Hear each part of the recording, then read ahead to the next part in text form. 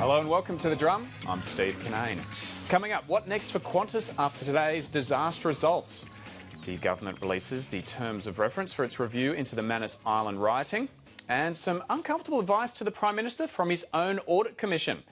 Our panel tonight, Simon Cowan from the Centre for Independent Studies, News Corp's National Economics Editor, Jessica Irvine, and in Canberra, Economics Editor for the West Australian, Shane Wright. And you can join us on Twitter using the hashtag #TheDrum. Around 15% of Qantas's workforce will be slashed following today's announcement by the airline CEO, Alan Joyce. 5,000 jobs will go, there will be a freeze on staff wages and $2 billion in cuts to the company. But the moves did not inspire confidence in the markets. The share price for Qantas dropped 9% by the end of the day. CEO Alan Joyce today revealed a half-yearly loss of over $200 million. He's labelled the performance unacceptable and unsustainable. We are now enduring some of the toughest decisions and some of the toughest conditions that we've ever had to face. We're doing what is right and what is necessary. We'll be a far leaner Qantas group. And it should be clearly understood that we are taking these actions, we must take these actions, irrespective of any decision which the government may or may not take in relation to levelling the playing field. Unions were furious with today's announcement. This is a company and a board of directors that have had a policy that's failed for the last 6 years, losses for most of those years, and the only thing that's gone up is their executive salaries of 82% since 2010. The Prime Minister described today's news as troubling. Bill Shorten has called it the worst day in aviation since the fall of Ansett.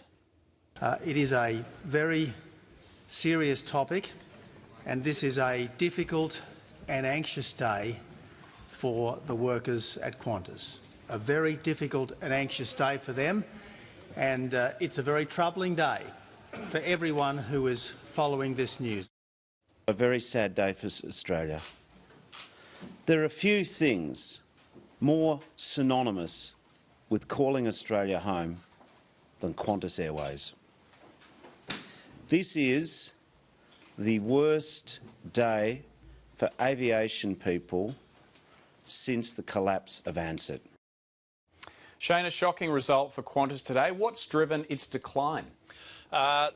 Too many costs, not enough passengers, perhaps not, and clearly not keeping up with the competitors who are cheaper, leaner, and have the advantage of having some government money backing their operations. How key is that, do you think, is that a lot of airlines do have government money pumped into them and government ownership? Yeah, it is a big advantage, and from Qantas's perspective, it's fighting at a disadvantage because ultimately Australia is at the tail end of the world, and so it doesn't get the benefits such as an Emirates or a Singapore Airlines gets in terms of having customers flying through their main destinations. But there's also all sorts of troubles at the management level, at the work practices level, at just the inability to get on top of what consumers want, and you've also got some debacles such as Jetstar and the push into Asia, which has clearly not gone as well as Alan Joyce had hoped. Simon, in question time today, the government made out it was more about the carbon tax and high wages than it was about poor management decisions. Where do you think the blame lies? Look, I think there's a lot of different factors that have come into play here. I think that some of the international push has clearly been misguided. I think that Qantas does suffer from competing with other full-service airlines whose wage structures are much lower than Australia. And when you add to that Qantas is required to do the majority of its maintenance and have its operations in Australia at the end of a very long line and not in the middle of their hub, they're not hubbing through Australia, they've got to go through Singapore and elsewhere. I think you look to a situation there where Qantas is actually going to be uncompetitive. You add to that, of course, the fact that there's a whole bunch of new aircraft coming through with new maintenance requirements, yet Qantas has the full-service maintenance system and the legacy issues that they had from being a government-run business in the 1990s. Jess, you were highly critical today in your column about Alan Joyce. Should his job be one of the 5,000 that are going? I think it's something that a responsible board who's keeping an eye on shareholder value would have to be thinking about. This is a man who's presided over a decline in the share price from over $3 to about $1 today. he himself has come out and said, my financial results are unacceptable and unsustainable. He sounded almost like a chairman of the board about to sack himself rather than a CEO about to outline his new strategy. I think that there are two things that we really need to nail on Joyce, and I think he needs to accept responsibility for. It's a hard time to be an airline CEO, that is true. But the expansion into Asia, which we've touched on, the Jetstar Asia enterprise is now a decade in the making and it's only just barely breaking even. The idea is that China, Asia, that's where the growth is, that's where the passengers are, that's also where all the really low-cost airlines are. So that has not paid off. And two, he has engaged, he has retaliated with Virgin in this war for passengers. Virgin has pumped up capacity on its routes, in particular its business routes, and Qantas, even though it knows it can't match the financing which Virgin has because it's backed by these state-owned enterprises, has decided to match Virgin, seat for seat or more on that capacity. And as any high school economics student knows, if you increase supply, you're going to reduce the price that you can charge. And that's what's happened. Qantas has subsidised losses on its international business through a profitable domestic business, and that capacity issue has just completely floored the domestic business as well, and here we are today. And I think that's the very important point, and we saw it in Joyce's press conference today when he was critical of Virgin's decision to seek additional capital and add additional seats and passenger kilometres while making a loss. And yet that is exactly the same strategy that Qantas has been following. And so Virgin has added something like 4.5 million passenger kilometres, and Qantas has added 4.3. In a loss-making environment where you've got that competitive pressure, you've got restrictions on your ability to raise capital, why are you engaging in that fight? All right, well, our first guest tonight was Chief Economist for Qantas until 2011. Dr Tony Webber is now a professor at Sydney University's Business School. Tony, thanks for coming on. Pleasure. So, around 15% of Qantas's workforce is going to lose their jobs over the next 3 years. Where are these job cuts likely to come? Well, they've indicated today that the 1,500 will come from the back operation staff or the middle management, which is where I used to work. And then the other bits and pieces will come from catering and engineering and some of the staff that's been rearranged because of changes in the route structure. So will these job cuts actually strengthen the core of the business, as Alan Joyce is suggesting today? Look, whenever you cut some smart people from your organisations, that's problematic because you may get some cost savings, obviously, over a short horizon, but over a medium to long horizon, when you've got some good brains that have left the business, you start making mistakes, and aviation needs some very smart, quality people. There's lots of information that needs to be digested, and so I think you just can't cut too many people out of the business. Air New Zealand has announced a $180 million profit for the first half of this year. Why are they doing so well when Qantas is doing so poorly? I think the New Zealand economy is a bit stronger than the Aussie economy at the moment, so that drives a lot of their passenger traffic. The other interesting thing about Air New Zealand's result is that they actually cut capacity by 1.3%. And I think that's contributed significantly to their enhanced performance, certainly their yield and therefore their profitability. So is that going back to the point that Jess was making before about too many flights, too many seats that Qantas has been putting out there? There are about 15 to 20% too many seats in the domestic market at the moment, and I suspect something equivalent to that in the international market. John Borghetti is the CEO of Virgin. Has he outmanoeuvred Alan Joyce? Do you think he's himself as a former Qantas executive? Look, I think John Borghetti understands the Qantas business really well. He understands where all the profit centres are and all the profitable routes. He knows that he became a relatively high-cost carrier, and when you're a high-cost carrier, you can't play significantly into the leisure part of the market or the price-sensitive part of the market. So he's played the hand that he's had to play. I think Virgin's hurting, though. Make no mistakes about it. Virgin is hurting. And on a per available seat kilometre basis, probably hurting more than Qantas. Simon? To what extent do you think that changes in maintenance practices as a result of the new planes, together with a lot of the automation in terms of check-in and other things, to what extent does that lead to a necessary restructure of Qantas's operations, and that, while there's an additional restructure because of these pressures, the bulk of those jobs are coming from that automation? Look, there's no doubt about that. The automation is affecting jobs. I mean, the premise behind buying some of these new aircraft is that they're more fuel efficient and they lead to the maintenance savings. But on the other side of the coin, they add to the depreciation line, the operating lease line, because they actually cost more to buy these aircraft. But certainly they do require a rejiggle of the workforce, so to speak. OK, what if you have maintenance offshore, though? Is there a chance that that could detract from Qantas's fantastic safety record over the years? No, I don't think so. I think the quality of offshore maintenance is exceptional. I mean, you don't see too many airlines in Asia going down. Although, you know, the Qantas pilots and the Qantas safety record is impeccable, and I don't think that'll change either. OK, the Prime Minister said today that he would not be critical of management who are doing their best, but he did point the finger at Labor and at the carbon tax costing Qantas $270 million over 2 years. Has that been a factor at all? Certainly, yep.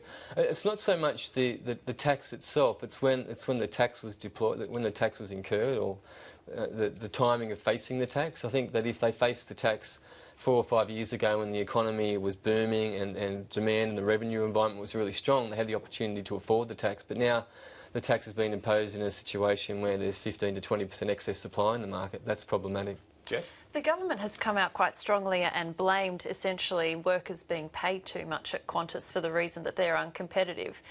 I mean, you've seen the numbers, presumably, on what the salaries are. Is a Qantas pilot paid a lot more than an Etihad pilot or a Singapore Airlines pilot? And what are the numbers? Look, I don't actually know the numbers, but I can talk about the cost base, and that includes the pilots and the basic wage structure. Wages, manpower costs are about 30 to 35% of total costs, and fuel is about 25 to 30% of total cost. So when you talk about the cost base, you have to talk about wages. So Qantas's cost base, I estimate, is about 10 to 15% higher than its peers, and so a lot of that will be in labour.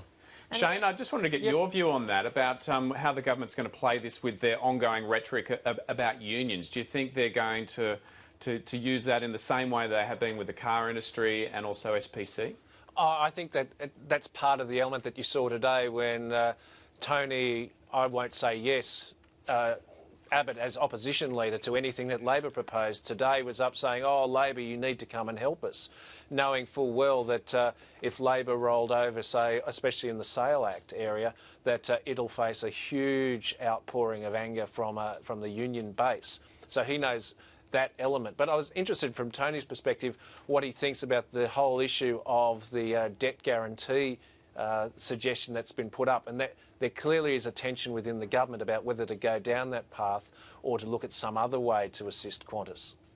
Look, I don't think that they should. I don't think they deserve a debt guarantee. I mean, I believe Qantas is right in saying there's an uneven playing field, but if you're going to get around, excuse me, the issue of an uneven playing field, then you get rid of the Qantas Sales Act. And I think, Rex Airlines came out yesterday and said, if Qantas gets a debt guarantee, why shouldn't we? And Virgin's has said the same thing. And I agree. All right, we'll come back and talk a bit more about the debt guarantee a bit later. But let's go to our next guest. He's called today's job losses the easy way out for Qantas. Dave Oliver is the Secretary of the ACTU, and he joins us now from Melbourne. Dave, why the easy way out? What else could Qantas have done? Well, we understand that there is significant pressure on Qantas, but for them to come out today and announce 5,000 job losses without sitting down and having open consultation with the employees and their representatives, to us is a signal that it was the easy way out.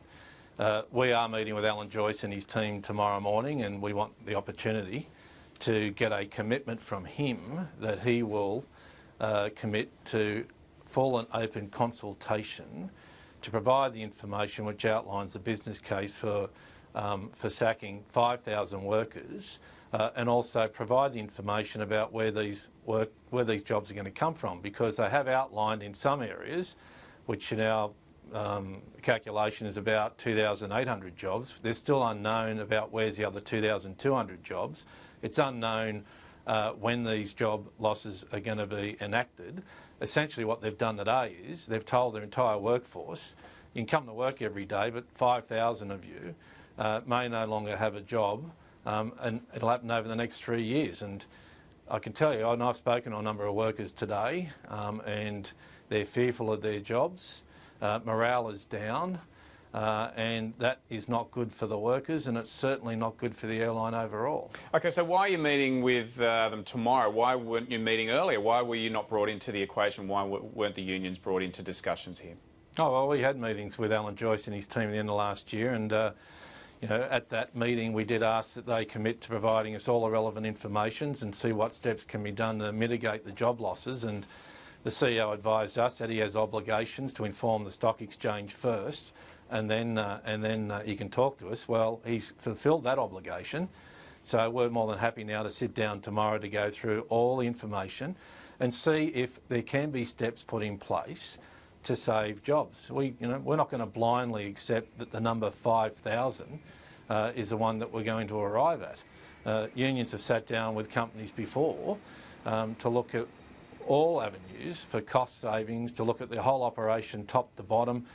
We can bring independent experts to have a look to see what can be done. But just to come out today and make an announcement to say, yeah, we've got significant pressure on the company, so the solution is we're going to let 5,000 people go, and by the way, we're going to freeze their wages, is not the way to go. The Deputy Prime Minister Warren Truss today said that high costs and wages are a key factor in weighing down the airlines. Is that right? No, I dispute that. I mean, 50% of the workforce get paid less than $50,000 a year. Our estimation is that the overall labour cost going into the airline is round about 20%. And I don't know about you, but every time I get an aircraft and I fasten my seatbelt and I look at that cockpit door, I know on the other side we've got some of the most highly skilled professional pilots in the world, and they deserve to be paid appropriately. And I also want to ensure that the plane I'm on is going to be serviced by the most highly skilled, appropriate engineers and aircraft mechanics. And they should be, well paid. OK, but the Deputy PM does make the point that Qantas will never be able to compete with the likes of Etihad and Emirates and also China Southern on wages. Does that mean if Qantas is going to survive internationally, then wages and conditions do need to change? Yeah, well, I note that he conveniently missed out the fact that those airlines are backed by the government. And this is a problem we have with Qantas at the moment, where they are hamstrung with the Qantas Sale Act. That's the reason why they've asked the government to step up and to put a debt guarantee. But, what we've seen from this government is that they've just simply been standing on the sidelines, making excuses and trying to blame workers for their inactivity. And, we find it highly offensive that this government was out there blaming workers at Toyota, blaming the workers at Holden, trying to blame workers at SPC for the reason why those companies were in trouble. And then, that record got corrected by the management of those companies. OK, Tony, I'll get you to respond to what Dave's saying there. Dave's suggesting that, 50% of the workforce are getting paid under 50 grand a year, and that's not the issue here. Look, I don't know the specifics about the labour costs that they face, but I certainly do know that their cost base is significantly higher, and about 15 to 20% higher. And it's not in fuel, it's not in depreciation. Fuel and the depreciation represent about 35% to 40% of total costs. So it really can only be in labour, it can be in route navigation charges and airport charges, those sorts of things. So a lot of it has to be in labour. OK, well, what next for Qantas? Alan Joyce wants Parliament to allow more foreign investment through changing the Qantas Sales Act. Many of the airline's rivals have major overseas investors. The Qantas chief says there should be a level playing field. Qantas can compete in any fair fight. We have been able to compete with one hand tied behind our backs by the Qantas Sale Act. But late last year, these three foreign airline shareholders of Virgin Australia invested more than $300 million into an airline at a time when, as we can see now, Virgin Australia has reported to the ASX it was losing money. The Prime Minister has described the Qantas Sale Act as a ball and chain on the company. He favours changing the legislation but needs cross-party support. We should ensure that Qantas can compete on a level playing field. We want to ensure that Qantas is not competing against its rivals with a ball and chain around its leg. That's what we are trying to ensure. Labor's willing to consider relaxing the rules on foreign investment, but the opposition still wants to ensure Qantas remains mostly Australian-owned. The bottom line is the whole point of having an Australian airline is that it remains here. It's not the flying kangaroo if there's a flag of another country on the wing rather than the kangaroo. Qantas concedes the Sale Act might not change anytime soon, so the company spent months campaigning for a debt guarantee instead.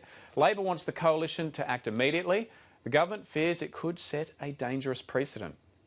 Prime Minister, what will be the implication for Qantas jobs, Qantas share price, Qantas shareholders if that speculation does not result in action, and when will the government act to support Australia's national airline? We know that Qantas would like some further additional assistance. The difficulty with that request is this. Why should the government Member for Greenlow do for one what is not prepared to do for all, or what is not necessarily available for all? Tony, would changing the Qantas Sale Act make any difference? No, I don't think so. For that to make a difference, you'd need a foreign entity to be interested in buying a stake in Qantas, and its performance over the past 3 or 4 years suggested that any foreign entity were interested in pouring money into Qantas, they'd lose it. Shane, do you agree with that assessment? If no one wants to invest locally, why would anyone want to invest internationally? I don't think there's any doubt that there's a real problem there, given that you look at how the share price plummeted even today while Alan Joyce was talking about. He lost about 5% off the share price while he talked. And it's not just Alan Joyce. Everyone is focusing on Alan Joyce. But remember, Lee Clifford's been there a year longer than Alan Joyce, and half the board's been there while Alan Joyce has been in charge. Colonel Cosgrove, he's lucky he's slipping off into Yarralumla to become the Governor-General. He was just onto the board just till recently. So really there's a collective issue going on while this Sopwith Camel of a company starts flying nose down at the moment. Dave, what's the union's position on the Qantas Sales Act? Well, we'd be concerned if there was a move to repeal it, because ultimately we believe that'll see the breakup of the airline, and the Qantas Sale Act was designed to ensure that we have a national carrier. And you know, overwhelmingly, the Australian community do back the call and do want to have a national carrier. If you allow it to become a foreign airline and it is broken up, well, then questions have to be asked about, well, are we going to rely on, for example, AirAsia or Tiger Air in a time of emergency to try and step in? And what does it mean for non-profitable essential routes? Because if you've got people in there running the airline that's just going to purely be based on economics and not in the interest of the country, well, then we're going to have some real problems. Jess, what's your position on the Qantas Sale Act? Well, if you had people in there who are focused on the economics, they might actually turn a profit, would be what I'd say there. The thing that's hidden in the Qantas Sale Act, that we're talking about the foreign ownership, I don't think there's any foreign investors who are champing at the bit to buy into Qantas at the moment. It's the requirement that Qantas have the bulk of its training, maintenance and catering facilities done by Australians, and that's the bit that would really, if Qantas could offshore more of those things, they could really achieve some savings. That's the thing that Labor will never do. That will not get through the Senate. So I think talking about the Qantas Sales Act is it's not going to fix the problems that Qantas had. And I think that investing in a guarantee, as Tony, you said there, it's a company that doesn't deserve a guarantee. I'm actually interested, how worried should we be as taxpayers if we were to go guarantor on the debts, that we'd actually end up having to put some money where our mouth was on that? Yeah, look, I don't think Qantas will default. I think the domestic and regional business is too solid and profitable. It's in the cyclical downturn at the moment because of excess capacity, but I think, you know, if they stabilise that capacity for 2 or 3 years, I think demand will grow enough that it'll turn a profit in domestic and regional again. So the real problem is the long-term demise of the international business. The loss today for the international business was $262 million. People have glazed over that, but that is a massive, significant issue for Qantas. Simon, what's your position on a government guarantee? Oh, I'm firmly against the idea of a government guarantee, and not just because it would go to Qantas and not Virgin. I don't think the government has any business in guaranteeing the debts of a private company. I think all of the concerns that Dave was raising about Qantas not being there in a time of emergency is something that can be dealt with without maintaining the Qantas Sale Act. The two biggest provisions in the Qantas Sale Act is that it stops foreign airlines, and I think Chinese airlines are the people who would be interested in this, in taking a stake in Qantas, as a way of getting a strategic foothold into Australia. And it stops Qantas from not only offshoring its maintenance, but consolidating its maintenance with its route partners in a central location like Singapore or in the UAE or, you know, Dubai somewhere, in exactly the same way that Virgin has been looking to do, to consolidate because the new planes don't need as much maintenance, they don't need as many facilities, and you can get economies of scale by consolidating. Okay, but this is going to send jobs offshore if this happens. But these are jobs that appear to be going anyway. You know, we're talking about 5,000 job losses here. A lot of those job losses will come in maintenance, and those jobs, they're not disappearing because of the Qantas Sale Act. They're disappearing because they're jobs that are no longer needed given the current structure of the airline. Dave, you want to respond to that? Yeah, well, it means because of the Qantas Sale Act that we're going to hopefully ensure we can maintain a high-quality, viable engineering maintenance operation here, which has given this airline the reputation of being the safest in the world. And, you know, and I guess the problem is when we get a room full of economists arguing the cases, we miss out on what the other argument to this is, which every other developed nation around the world knows, and other progressive governments know, that they make an investment in their national airline, and by doing that, they're making an investment in the jobs as well. Because the other fact in this, we've now got an announcement that we've got 5,000 more workers that are facing unemployment on the back of the significant other numbers we've had as a result, in our view, of government inaction, particularly in the automotive industry, which will lead to a jobs crisis in this nation, despite the fact that our current Prime Minister, on the lead up to the election, wanted to be seen as many workplaces as he could with a fluoro vest and a hard hat, saying he's going to create 1 million jobs. But all we've seen from him now is just announcement after announcement after announcement of job losses as a result of their inactivity and them trying to shift the blame on the workers and their wages and conditions. Simon? Those sort of arguments are exactly the same arguments that got no traction in the debate over the car industry. The fact that other governments subsidise their industries does not mean that Australia should subsidise its industries too. What it means is that Australian consumers are benefiting from the tax dollars of foreign governments. And I see no particular reason why, one, since this industry assistance doesn't actually protect jobs, and the car industry is a fantastic example of that, but also, two, why would the Australian government want to selectively compete with taxpayer dollars from other countries rather than taking those advantages and spending its scarce dollars on other things that are higher priority than bailing out inefficient companies?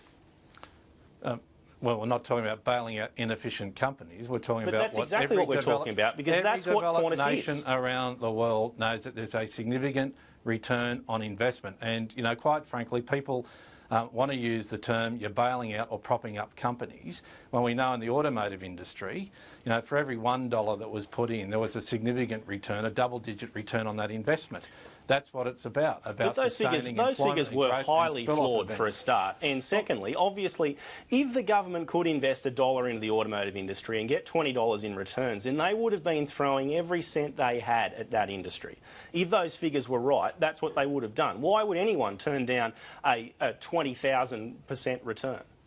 Well, that's the thing that has baffled us in regards to the stand that the government has taken, which has resulted in tens of thousands of workers losing their jobs, which will have an impact on the economy. And governments around the world compete. They compete with each other to have industries, whether it's the aviation industry or the automotive industry, in their country. And as you know, decades ago we floated the dollar and we took down our tariff walls, but in return we had industry plans. We had the button plans of the 80s and 90s which sustained the automotive and the steel industry, and that's what you do. It's proportionate. You reduce your tariffs, you provide the industry plan and the industry assistance. And we're competing with nations around the world that have still high tariff barriers which preclude our manufacturers to get products into their country. Okay. It's an uneven playing field. Okay, Shane, I wanted to get your viewpoint of where the government is on the issue of whether they're going to do a debt guarantee for Qantas or not, because it seemed like, from what Tony Abbott was saying in question time today, that he was backing away from that position. Yeah, and I think this is rather interesting in the fact that you go back to, say, early December when Virgin was bailed out by the 3 government-owned airlines as its shareholders. And so the government's had about 3 months to start thinking, what are we going to do about Qantas? And it's clear from the way they've behaved today, they haven't really got it worked out yet. Put it this way, there's been a 5,000 job loss announcement today. No spokesman or spokeswoman for the government has come up and done a press conference to explain this is what we're doing, because it's not clear they know what they're trying to do or what they want to do. So you had Tony Abbott talking about the guarantee and the dangers of extending that, what it would mean to, say, a Rex or anybody else who's in the market. But just 2 or 3 weeks ago, you had Joe Hockey laying out the causes and reasons, a 4-point reason for why Qantas is special and why it might need some assistance. So within the government, there's a real quandary as to how they deal with it. It's on top of what's gone on with Holden, on top of what's gone on with Rio Tinto, on top of what's gone on with Alcoa. This is really starting to feed into their whole narrative of we're providing jobs, and it's not coming through. So I think that they've actually gone back into the tent to have a think about what the hell to do. All right, we're going to move on from Qantas now. Dave Oliver, Tony Webber, thanks very much for joining us. Pleasure. Thank you. OK, well, the federal government's Commission of Audit has criticised Tony Abbott's paid parental leave scheme. The Financial Review says the interim report argues the plan is too pricey, given Australia's budget woes. The Prime Minister's program would pay women their full wage for 6 months, capped at $75,000. Business groups and Labor have dismissed the multi-billion-dollar policy as too generous. Bill Shorten pounced on that news today. The revelation, the Abbott government's Commission of Cuts has given a thumbs down to Tony Abbott's gold-plated paid parental leave scheme is hugely embarrassing to the Abbott government. The Abbott government now, and the Prime Minister in particular, now needs to come clean. Is he going to go with the Commission's recommendations and break his promise, or will he stick to a scheme which everyone in the world except Tony Abbott knows is a dud? But the Prime Minister is sticking by his scheme. This is a policy which the Australian public well and truly understood when they voted in last year's election. This is a policy, Madam Speaker, whose time has come. Madam Speaker, it is a policy that will deliver a historic reform for the women of Australia. Jess, Bill Shorten made a mistake there, didn't he? He said that everyone else except Tony Abbott thinks his policy's a dud. You actually support it. I do. Do you think he's going to rethink now after the Commission of Audit, which he's asked to look into all these budgetary matters, is supposedly, according to the Fin Review, saying that it's too expensive? Well, the Fin Review said that the Audit Commission thinks that paid parental leave is a good policy, and Labor introduced paid parental leave, a national scheme, for the first time in this country. So for them to be now trashing the idea of paid parental leave is wrong. What we're arguing about is how much should that rate be. And the Audit Commission is just saying that there is not much money in the can. This is something that, perhaps we can't afford right now. The problem with the government scheme is that it's not enough for most women. Not for most women, for high-income women. Let's be honest about that. So the government's paid parental leave scheme is supplemented at a company level by most companies with extra leave, which you can take on top of the government's leave, which is a recognition that women need more. What the government is talking about doing is saying, well, let's end that patchwork of government and company-sponsored schemes. Let's get rid of the company-sponsored scheme. So it's no longer a company's decision about whether, if they hire a woman over a man, they're going to have to pay that woman. Not only is she going to duck off for 6 to 12 months, we're going to have to pay her for it. And managers hate that, and they love managing costs. So I want to remove any potential discrimination against women in the workplace based on financial concerns, which is what this scheme would do. It would take it to a national scheme. It will pay women their replacement wage as they're paid for other entitlements. So I think, in principle, we should agree that that is a good idea. But the question is it affordable right now? Well, anything's affordable if you want to tinker with taxes to pay for it. So it depends on your personal priorities. OK, so. Shane, what's your reading of this? Is Tony Abbott going to cop a bit of pressure from other members of the coalition? I think Senator John Williams signalled today that he may vote against this. Yeah, it's not guaranteed through the front. And I've got to pull up Jess, and I love Jess, but honestly... I love you too. But you look at, say, the PC report that this started in, the Productivity Commission report, and I was rereading it today. The current system, the extra productivity, the extra benefit is of a woman over their entire lifetime in work is an extra half year from all that money that goes into the current system. And it also says that it actually puts downward pressure on women's wages. And now we've got this scheme, the gold-plated scheme, $5.5 billion, which to me sounds like, yep, that's great for the first 6 months of a child, but after that, what does the woman and the family do in terms of childcare? And I think that was pinpointed in the Productivity Commission report as well.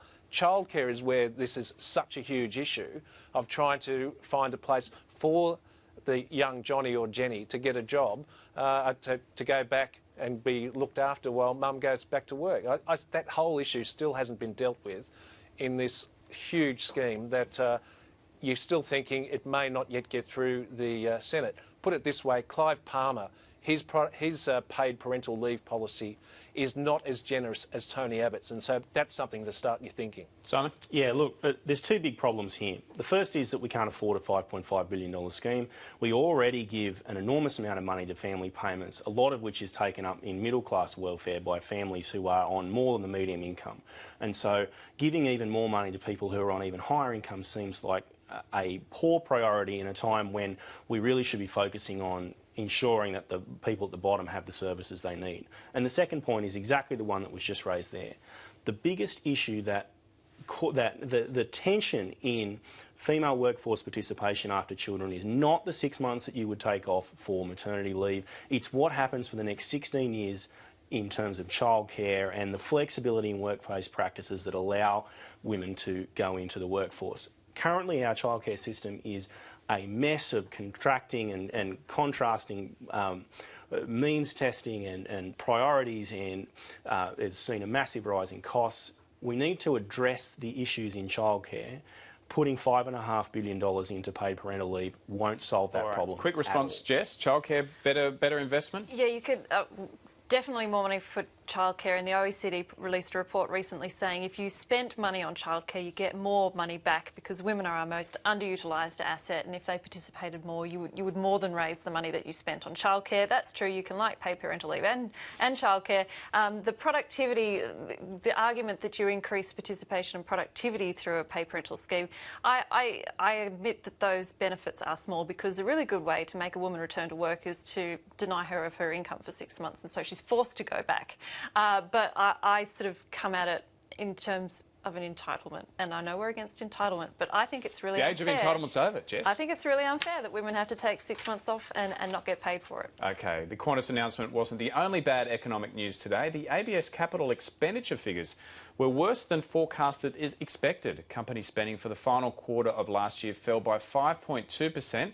Economists fear the lack of business investment could be a drag on the economy for this year. Shane, what are these figures telling us? Well, Joe Hockey's talking about the age of entitlement. He's got to be worrying about the budget of entitlement that's coming, because the CapEx figures show that, particularly in the mining sector, we've been talking about a hole in spending that's coming. A lot of people now saying the cliff has really come into sight, and you can see where all this spending that's been propping up the economy for the last 2, 3, 4 years is coming to an end. Miners are saying they're going to cut about $25 billion of spending over the next 12 months from where they are. So that tells you that the rest of the economy really has to find a way to pick up speed, and that's not clear yet. We haven't seen that in the residential. We're seeing a bit in the residential housing, but not nearly enough. Manufacturers are cutting down their spending as well. So the CapEx figures, they are your real canary in the coal mine, warning about what's coming in the next 12, 18 months. So, Simon, given the bleak picture that Shane just painted for us there, should we be cutting the budget hard at this point? Well, I think it's important to make responsible cuts. I think the challenge that we have is that we've actually come out of a relatively strong period of economic growth. We've had 22 years of uninterrupted economic growth. We are looking at a situation that may not be as strong in the future, and our budget is not in the position that it was in 6 years ago when the global financial crisis came. We need to reduce wasteful government expenditure so that we are in a position, if the global economy turns down, that we are actually able to adjust and adapt to that. In terms of the capital expenditure figures, I mean, I think it's evidence of what we've been seeing for a while, which is the record high investment that the mining industry has been making in terms of getting new facilities and new resources up and running is starting to tail off a bit. And we've seen, you know, from 2008 to 2011, there was a very significant upswing in capital investment, and now that's starting to tail off a bit. And I think that's to be expected to an extent. Jess, quick response from you on this one? To an extent, we already knew this. The mining boom is over. We're now entering a period where we should expect slower, we'll expect higher joblessness, and we'll expect slower growth. Our standards of living are not going to go up as fast as they used to. Welcome to the new reality. It's just never going to be what it was when we had the mining boom. OK, finally tonight, a cautionary tale for media outlets that failed to check their facts. Not long after the fatal overdose of actor Philip Seymour Hoffman, the National Enquirer published what it claimed was a scoop about his personal life. The US tabloid even featured a series of quotes from the actor's close friend and the man who found his body, playwright David Barr Katz. The Enquirer quoted Mr Katz as saying not only were the two men lovers, he'd also watched Hoffman freebasing cocaine the night before the Oscar winner's death. The story spread rapidly on the internet, but it wasn't true. It turns out the real David Katz has never spoken to the paper. The quotes were from another man who claimed to be him. And David Barr Katz sued the Enquirer for libel. He settled the case, but only after the tabloid agreed to retract the story, issue an apology and pay a $45,000 annual grant for a playwright who embodies Hoffman's passion for truth. Shane, is this the best response you've heard from someone who's been defamed by a rag like the Enquirer? I think it's a great way to spend a bit of free cash. The issue was, oh my goodness, this is it is a worrying sign that you can see this happen as a journalist, where people ring in and say they're somebody and clearly are not. And in this case, the guy managed to tell a great story, but. At least the memory of Philip Hoffman Seymour is going to be honoured in this way. Jess, would you like to see more defamation actions lead to things like this, like a tribute to someone? Or... I need a bit of education in this regard. What does freebasing of cocaine mean? Oh, you don't want to go there. Can we explain? not. No, I don't want to do a how-to right now, Jess, if that's okay. Oh, it's just shocking. But I think the idea that we all have to accept now is you can't really believe everything that you read. And that was always the case. It is increasingly the case. You have to really have your radar turned on. And unfortunately, this is great damage can be done to reputations. Simon? Yeah, look, I mean, it's further evidence of the fact that you really have to be very careful when you make these sort of statements, and it's something that people who participate in the media need reminding of every now and again. You know, I'm glad that it's going to a cause rather than just someone's pocket, but I mean, he had every right to go after them, and you know, we need to make sure, or people who participate in the media, they need to be sure when you say something that, you know, it's to the best of your knowledge true. That's for sure. OK, that is all for The Drum for tonight. Thanks very much to our panel, Simon Cowan, Jessica Irvine and Shane Wright. You can check out The Drum online at abc.net.au/The Drum. And Julia Baird will be on tomorrow night. I'll see you Monday.